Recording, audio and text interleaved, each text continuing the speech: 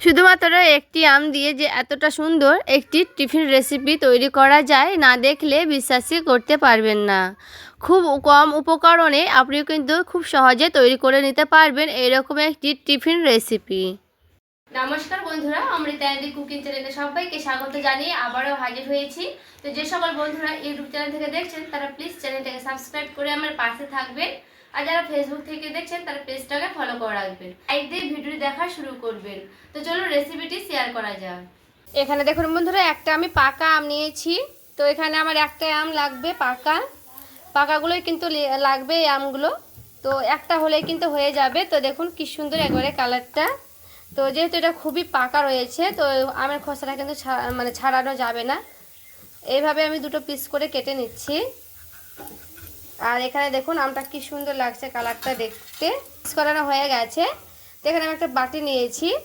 তো আমার এখানে আমের পাল্পগুলো লাগবে। তো এখানে আমি আমের পাল্পগুলো দেখুন এভাবে আমি নিয়ে নিচ্ছি।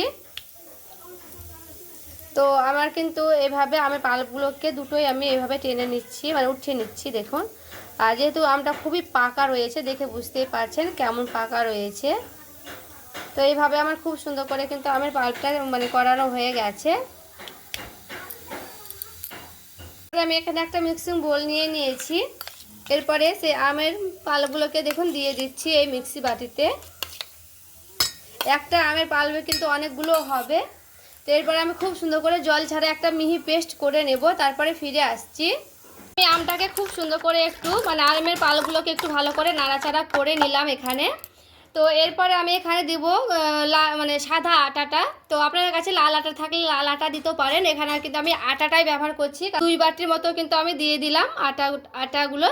পরে দিয়ে দিচ্ছি 1 বাটির মতো সুজি। এরপরে খুব ভালো মতো করে ওই আমের পাল্পের সঙ্গে এভাবে আমি মিশিয়ে নিচ্ছি। আর এখানে দেখুন কি সুন্দর একেবারে কিন্তু আমের পাল্পের সঙ্গে মিশে গেল।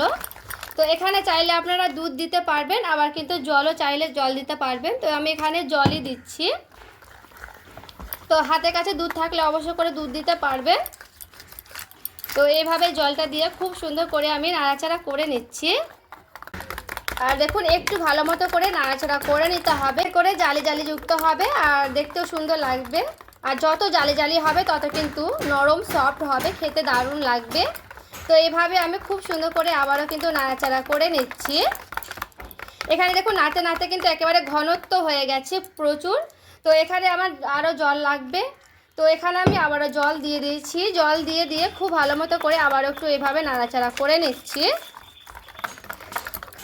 এখানে প্রায় আমি 5 মিনিটের মতো কিন্তু ফেটিয়ে নিয়েছি। এখানে একটু ফেটাবার চেষ্টা করবেন, এতে করে ভালো হবে তার জন্য। তো এইটা হচ্ছে মেন কাজ, সেটা হচ্ছে ফেটানো। যত বেশি ভালো ফাটা হবে তত কিন্তু বেশি ভালো হবে। এভাবে আমি নাড়াচাড়া করে নিচ্ছি। তো এইভাবে কিন্তু আমার খুব ভালো মতো করে ফেটানো হয়ে গেছে। তো আর কিন্তু আমার ফাটাতে লাগবে না। তো চলুন এবার আমি ভেজেও দেখাচ্ছি। কড়াই করব, তার জন্য দেখুন 1 ফোঁটার মতো দিয়ে দিয়েছি তেল। তো তেলটা দিয়ে খুব সুন্দর করে একটু আমি মুছে নিচ্ছি। এরপরে আমি সেই কড়াইয়ে দিয়ে দিচ্ছি দেখুন 1 ডাব্বু করে দেব। এখানে আমি গ্যাসের আঁচটা কিন্তু কমিয়ে দিলাম। এরপরে দিয়ে দিচ্ছি ঢাকা দিয়ে প্রায় 30 সেকেন্ডের মতো রেখে দিচ্ছি। আমি দেখুন ঢাকাটা উঠিয়ে নিচ্ছি। আর এই দেখুন কি সুন্দর কিন্তু হয়ে গেছে। এরপরে আমি হালকা করে এইভাবে উঠিয়ে নেব। এভাবে আবারও আমি করে নিচ্ছি ওইভাবেই। আর এই যে দেখুন বন্ধুরা কি সুন্দর একেবারে হয়েছে, ফুটো ফুটো হয়েছে। আর দেখুন কি সুন্দর একেবারে সেদ্ধ হয়েছে, দেখে বুঝতেই পারছেন। তো এটাও কিন্তু আমার রেডি হয়ে গেছে। আর এখানে দেখুন বন্ধুরা টিফিনগুলো কিন্তু আমি রেডি করে নিয়ে চলে এসেছি। আর দেখুন সবগুলোই কিন্তু খুব সুন্দর একেবারে নরম তুলতুলে হয়েছে, সফট হয়েছে। তো আজকের এই টিফিন রেসিপি কেমন লেগেছে অবশ্যই আমাকে একটা কমেন্ট করে জানাতে ভুলবেন না। ভালো লেগে থাকলে প্লিজ একটি লাইক করবেন, চ্যানেলটিকে সাবস্ক্রাইব করে আমার পাশেই থাকবেন। দেখা হচ্ছে আরও একটি রেসিপির সঙ্গে। সবাই ভালো থাকবেন, সুস্থ থাকবেন।